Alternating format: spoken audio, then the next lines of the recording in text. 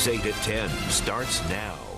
Good evening. We begin at 10 with a statement from Hamilton Southeastern Schools. The administration says it's looking into a racially charged social media post.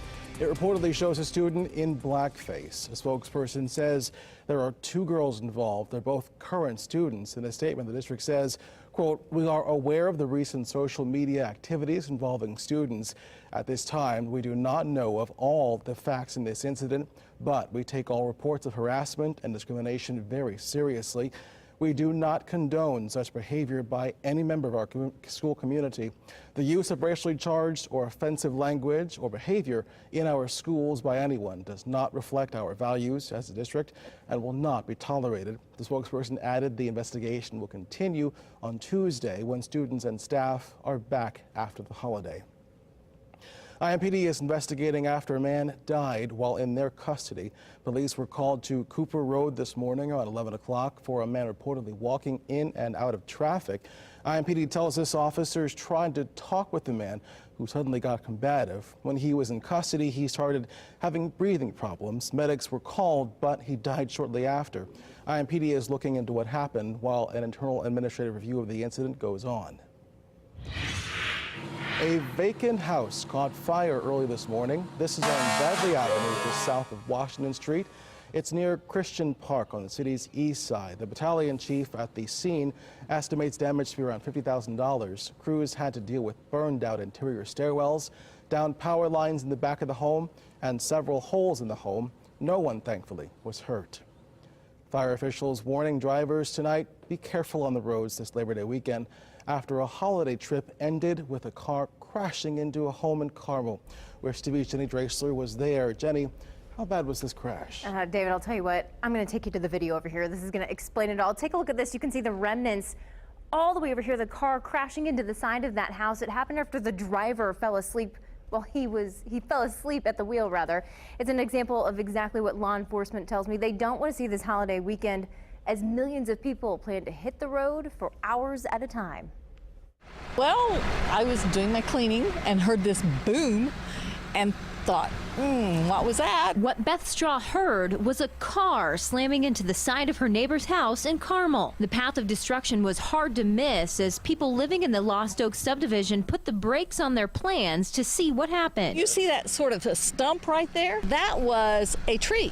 That tree is now upside down in the next tree's tree. So he hit it, flipped it upside down, it went in that tree, and he came between it, and I don't know how he missed those two trees and into that. Carmel first responders calling the crash an accident after a man in his late 20s fell asleep at the wheel after a long Labor Day weekend drive. The driver had been up all night driving and just fell asleep, or dozed off, and was almost home when this happened. No one was at home, but the house is severely damaged. And while the driver was only slightly hurt, fire officials say it could have been far worse and urge drivers to take this as a warning if your Labor Day plans have you on the road for long periods of time. If you're sleep deprived, don't worry, pull over if you need to. You can always get there a little bit later, but you want to make sure that you've slept. We're really fortunate today. I'm glad no one was home and everybody's okay.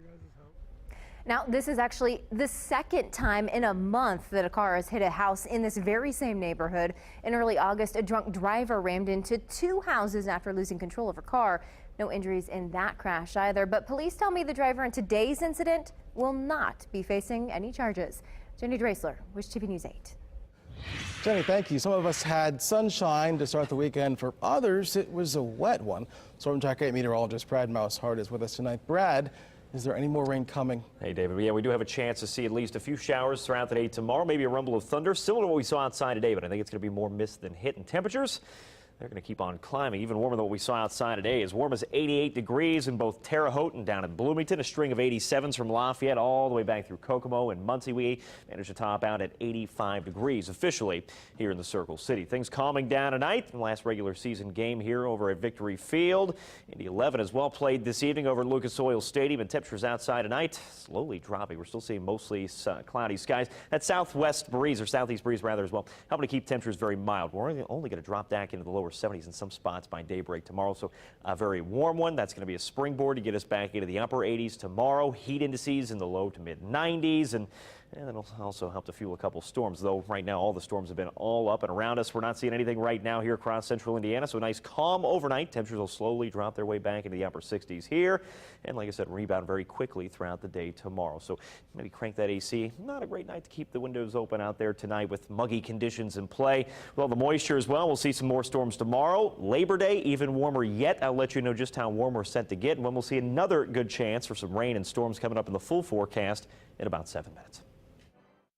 Some lives are so vivid, it's difficult to imagine them ended. An American hero remembered today for his service as a sailor and senator. Tributes poured in this morning during Senator John McCain's memorial service at the National Cathedral. The senator, known for working in a bipartisan manner, remembered in a bipartisan affair. Our Washington correspondent Morgan Wright shares how Senator McCain was honored. Senator John McCain's political allies and opponents gathered in Washington to pay their final respects to the American hero. Hundreds stood in silence as Senator McCain's flag-draped casket was carried into the National Cathedral. We come to celebrate an extraordinary man. Former presidents Barack Obama and George W. Bush eulogized the senator, the two men who kept McCain from becoming president himself. After all, what better way to get a last laugh than to make George and I say nice things about him to a national audience? And we will remember him as he was, unwavering, undimmed, unequal. The mourners attended by invitation only. They ranged from 3 past presidents to comedians and congressional colleagues to family and staff.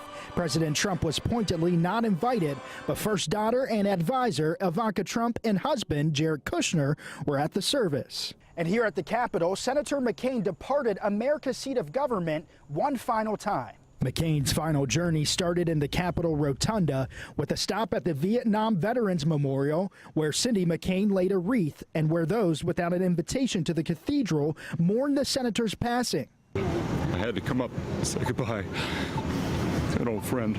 Daughter Megan McCain. He was a great warrior. He was a great American. I admired him for all of these things, but I love him because he was a great father. Senator McCain's final resting place will be in Annapolis, Maryland, at the U.S. Naval Academy. In Washington, Morgan Wright. Coming up, a roller coaster is out of service while it's inspected. We'll explain why the park in Illinois stopped running it this afternoon.